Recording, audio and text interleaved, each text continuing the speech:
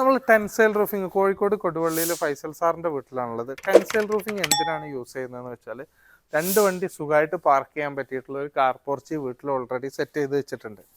ഇനി മൂന്നാമത്, വീടിൻ്റെ മുറ്റം ഈ ഒരു ആംബിയൻസും കണ്ടു കഴിഞ്ഞാൽ മനസ്സിലാക്കും, ഇതിനെ ബാധിക്കാതെ ഭംഗിയാക്കിയിട്ടൊരു മൂന്നാമത്തെ ഒരു വണ്ടി പാർക്ക് ചെയ്യാനുള്ള ഒരു സ്പേസ് അത് നമ്മളിവിടെ ചെയ്തെടുത്തിട്ടുള്ളത് ഒരു 4 മീറ്റർ വീതിയിൽ ഈ ഒരു ഏരിയ കവർ ചെയ്യുന്ന രൂപത്തിൽ.